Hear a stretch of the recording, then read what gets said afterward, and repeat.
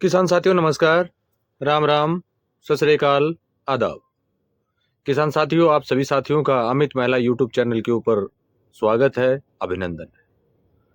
साथियों, आज हम आप लोगों के बीच में बातचीत करेंगे एनपीके का उपयोग, उसके फायदे और उसको सुरक्षित रखने का तरीका। तो इसके ऊपर आज हमारा एनपीके के ऊपर लास्ट वीडियो होगा। ये उसको बनाने संबंधी जो भी आप लोगों के दो वीडियो जो हमने डाले उस पर जो भी आपकी क्वेरीज आई उनका समाधान इस वीडियो के माध्यम से आपको बता दिया जाएगा, ताकि किसी को किसी भी तरह की कोई समस्या का सामना ना करना पड़े। वीडियो की शुरुआत करने से पहले मैं साथियों से निवेदन करना चाहूंगा, जो साथी हमारे बीच में आए हैं, नए आए हैं या पुराने हैं, वो चैनल को सब्सक्राइब करें। सब्सक्राइब करके बेल आइकन घंटी को अवश्य दबा लें, ताकि आगे आने वाले हर वीडियो का नोटिफिकेशन आप तक पहुंच सके। और फिर मैं आपको बता देता हूं कि हमारे डिस्क्रिप्शन बॉक्स में हमने हमारे व्हाट्सएप ग्रुप का लिंक डाल रखा है। आप उस ग्रुप में भी ऐड हो सकते हैं। वहां आपको बेनिफिट ये मिलेगा, जब भी चाहें किसी भी समय की वीडियो आप वहां देख पाएंगे, चाहे 1 महीने पुराना वीडियो क्यों ना हो। किसी कारणवश आपसे छूट जाता है तो वो वीडियो आप देख पाएंगे। साथियों, एनपीके बनाने के लिए पहले भी हमने आप लोगों के बीच में बातचीत किया। एक सबसे बड़ा सवाल हमारे सामने ये निकल के आया कि एनपीके के साथ में जो पाउडर फॉर्म में वेस्ट डिकम्पोजर जो हमें दिया जाता है, क्या उस वेस्ट डिकम्पोजर जो कार्बन फिक्शन में कार्बन बैक्टीरिया जो जिसके नाम से अभी नया हाल ही में लॉन्च हुआ है और काफी साथियों के पास तो वो पहुंच भी चुका है, तो वो मिलाना इसके लिए जरूरी है या नहीं है। दूसरा सवाल इसी में ये आया कि क्या हम जो कार्बन बैक्टीरिया जो ओडब्ल्यूडीसी पाउडर फॉर्म में है उसको अलग बना के उसका सोल्यूशन इसमें डाल सकते हैं क्या। ये दो सवाल सबसे जरूरी हमारे बीच में आए। एक तो मैं आपका पहले सवाल का उत्तर ये दे देता हूं कि अगर आप उसके साथ में मिलाना चाहें, जो एनपीके का घोल जो आप बनाते हैं उसके साथ में अगर आप मिलाना चाहें तो मिला सकते हैं, ना मिलाना चाहें तो मत मिलाइए, कोई भी दिक्कत नहीं है। लेकिन यहां पर बात उस चीज की आती है कि वो मिलाना किस लिए जरूरी है। जैसे कि मान लीजिए आपने रासायनिक खेती आज से पहले आप कर रहे थे। रासायनिक खेती में आपने रासायनिक उर्वरकों जैसे यूरिया, डीएपी, पोटाश इत्यादि का उपयोग आपने पहले किया। वहां क्या था कि जैसे हमें यूरिया की आवश्यकता पड़ी 50 केजी प्रति एकड़ डालने की, और हमने डाल दिया उसके अंदर 1 क्विंटल के आसपास। या हमें डीएपी की आवश्यकता पड़ी 20 किलो, हमने डाल दिया 50 केजी। वहां पोटाश की आवश्यकता थी 10 केजी की, यहां वहां पर हमने डाल दिया 40 केजी। बाकी यानी जो पौधे को जितनी आवश्यकता थी पौधे ने उतना तो ले लिया, लेकिन बाकी जो भी हमारा नाइट्रोजन, फास्फोरस और जो पोटाश था वो हमारी जमीन में फिक्स हो गया। यानी वो ना तो पौधे के कोई काम आया और ना उसका कोई यूज हुआ, बल्कि हमारी जमीन में ही लिक्विड अवस्था में जाके उसने 2 से 2.5 फुट या 1 से 1.5 फुट के ऊपर एक रॉक फास्फेट परत को बना लिया। यानी वहां पर फिक्स हो गया। फिक्स होने के बाद क्या हुआ कि वो किसी के काम नहीं आ रहा, वो अब यानी अवस्था में पड़ा है, यानी उसका कोई यूज नहीं हो रहा है। अब यहां पर हम एनपीके डालेंगे, नाइट्रोजन, फास्फोरस और पोटाश का बैक्टीरिया का घोल हम सोल्यूशन बनाएंगे 100 लीटर पानी में 1 बोतल डाल के, आधा केजी गुड़ के साथ में। और उसके साथ में अगर वेस्ट डिकम्पोजर हम डालते हैं तो ठीक है, ना डालते हैं तो ठीक है। अगर डालते हैं तो उससे बेनिफिट ये मिलेगा कि जो फास्फोरस से आपको एनपीके से जो मिल रहा है, यानी एनपीके की जो बोतल हमारी है उससे जो मिल रहा है, और जो आपकी जमीन में फिक्स अवस्था में पड़ा है, वो दोनों फास्फोरस आप प्राप्त कर पाएंगे अगर वेस्ट डिकम्पोजर उसमें आप डालते हैं तो।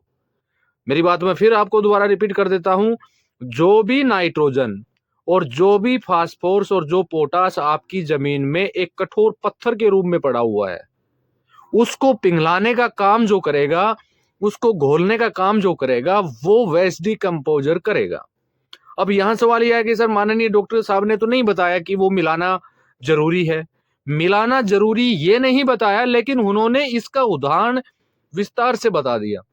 अब वो आपको समझने में आया नहीं आया वो मैं नहीं जानता, लेकिन जो हमारे खेत में नाइट्रोजन, फास्फोरस, पोटाश जो फिक्स अवस्था में पड़ा है, जिसका कोई उपयोग नहीं है, किसी के काम नहीं आ रहा है, वो वो केवल टू केवल हमारी मिट्टी में अनावश्यक रूप से पड़ा हुआ है, उसका कोई यूज नहीं हो रहा है, तो उसको सोलुबल यानी लिक्विड अवस्था में उसको तोड़ने का, उस फास्फेट जो रॉक फास्फेट की परत जो बनी हुई है उसको तोड़ने का कार्य जो करेगा वो वेस्ट डिकम्पोजर करेगा। अगर आप एनपीके के साथ में वेस्ट डिकम्पोजर मिलाते हैं तो वो जो रॉक फास्फेट परत जो आपकी वो टूटेगी, और जो एनपीके से जो नाइट्रोजन फास्फोरस पोटास जो आपको मिल रहा है वो वेस्ट डिकम्पोजर अगर आप उसमें डालते हैं तो उससे वो डबल मिलना स्टार्ट हो जाएगा। एक तो जो फिक्स अवस्था में पड़ा है वो भी मिलेगा, और दूसरा एनपीके जो आप डाल रहे हैं वो भी मिलेगा। इसीलिए ये जरूरी है कि आप वेस्ट डिकम्पोजर का उपयोग जो है वो आप इसके साथ में मिलाने का करते हैं तो आपको डबल घोल बनाने की आवश्यकता नहीं पड़ेगी, उसी घोल से आपका काम चल जाएगा। इसीलिए हम ये कहते हैं कि वो उसी के साथ में आप मल्टीप्लाई कर लीजिए, सबसे बेस्ट होगा, और इसी पर्पज के लिए वो उसके साथ में दिया जा रहा है। यानी एनपीके के जो बेनिफिट आपको मिलने हैं, मान लीजिए 50% बेनिफिट मिलना है, अगर वेस्ट डिकम्पोजर का उपयोग करते हैं तो वो 70 से 80% आपको बेनिफिट मिलेगा। दूसरा सवाल हमारे सामने ये आया कि उसमें जैसे हम वेस्ट डिकम्पोजर जो पाउडर फॉर्म में है उसको अलग बना के बाद में उसका सोल्यूशन डाल दें, डाल सकते हैं, कोई भी किसी प्रकार की कोई दिक्कत आपको नहीं आएगी। अब अगला सवाल जो हमारे बीच में आता है कि वेजिटेबल के ऊपर इसकी मात्रा क्या रखें, क्रॉप्स के ऊपर इसकी मात्रा क्या रखें। जो एनपीके की मात्रा जो आपको पहले जो माइक्रोन्यूट्रिएंट हम बनाते थे, जैसे दालों का माइक्रोन्यूट्रिएंट बनाते थे, बकरी मैन्योर का माइक्रोन्यूट्रिएंट बनाते थे, या किसी भी पशु का बकरी में मैन्योर का माइक्रोन्यूट्रिएंट बनाते थे, उन सब की मात्रा जो हमने रखी 5 से 10% या 15% प्रति एकड़ के हिसाब से हमने उसका यूज करना स्टार्ट किया था। तो वही मात्रा जो इसमें मात्रा आप जैसे मान लीजिए 1 एकड़ है, आपने रासायनिक को छोड़ा है अभी और जैविक में कदम आपने रखा है, तो उसकी परसेंटेज मात्रा जो है वो आप बढ़ा सकते हैं। यानी 10% की जगह आप 20 से 30% भी आप लेने का काम कर सकते हैं फोलियर स्प्रे में। गाढ़ा गोमूत्र आपके पास है तो वो 10% से भी काम चलेगा।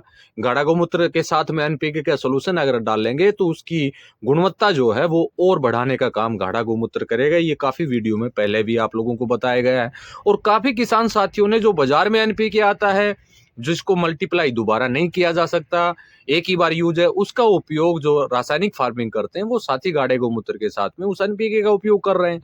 लेकिन हमारा एनपीके जो है माननीय चंद्रा जी के द्वारा जो एनपीके बनाया गया है, ये एक ऐसी एनपीके बनाया गया है जो आपको लाइफ में एक ही बार लेना है। क्योंकि आज बाजार में जितने भी एनपीके आपको मार्केट में मिल रहे हैं वो सभी एनपीके दोबारा मल्टीप्लाई नहीं होते हैं, उनका सिंगल टाइम यूज है, और इसको ताउम्र आप मल्टीप्लाई कर पाएंगे वेस्ट डिकम्पोजर की तरह। तो चाहे आप इस पाउडर फॉर्म वेस्ट डिकम्पोजर को इसके साथ में मिला के मल्टीप्लाई करें या अलग मल्टीप्लाई करें, उससे कोई फर्क नहीं पड़ना। अगर यूज करते हैं वेस्ट डिकम्पोजर का इसके साथ में तो आपके कार्बन तो बढ़े ही बढ़ेगा, उसके साथ साथ जो भी आपका नीचे जो फिक्स अवस्था में जो भी फास्फोरस, नाइट्रोजन, पोटास, जिंक इत्यादि जो भी पड़ा पड़ा हुआ है वो एक एक्टिव अवस्था में आएगा और पौधे उसको ग्रहण करने का काम करेंगे। इसीलिए उस वेस्ट डिकम्पोजर का उपयोग करना सबसे जरूरी है। तो फोलियर स्प्रे में आपको मैंने मात्रा बता दी, पानी के साथ में प्रति एकड़ आप 200 लीटर डालिए। 200 लीटर डालेंगे तब भी अच्छा बेनिफिट मिलेगा, 300 लीटर डालेंगे तब भी और शानदार बेनिफिट मिलेगा, 100 लीटर आप डालेंगे तब भी बेनिफिट आपको मिलेगा, फायदा आपको अवश्य मिलेगा। ये जरूरी नहीं कि आपने कम डाला तो बेनिफिट नहीं मिला, ज्यादा डाला तो कोई नुकसान हमें हुआ, ऐसा कुछ नहीं है। इसमें जितना आप दे पाए 200, 300, 400 लीटर या 50-100 लीटर प्रति एकड़ के हिसाब से जो भी आप देना चाहें वो आप दे सकते हैं, कोई भी इसमें समस्या नहीं है। मदर कल्चर रखने की बात मैंने पहले भी आपको बता दी। अगर कंटिन्यू आपको मल्टीप्लाई करना है तो इसी में आपको इसी में 10 लीटर 5 लीटर रखिए, फिर पानी डाल दीजिए, फिर गुड़ डाल दीजिए, वो मल्टीप्लाई होता जाएगा। अगर आपको 3-4 महीने 5 महीने यूज नहीं करना तो किसी भी प्लास्टिक के पात्र में या कांच के पात्र में डाल के उसको छोड़ दीजिए, और उसको जब आप चाहें निकाल के मल्टीप्लाई कर सकते हैं, वो उम्र भर मल्टीप्लाई होगा। एनपीके की बोतल आपको दोबारा लेने की आवश्यकता नहीं पड़ेगी।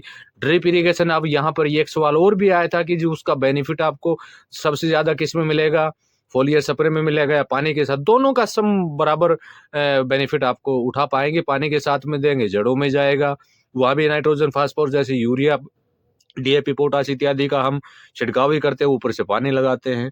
फोलियर स्प्रे अगर आप करते हैं तो वो पत्तों के माध्यम से डायरेक्टली पौधे के पास जाएगी, उसका बेनिफिट थोड़ा सा जल्दी आपको मिल जाएगा।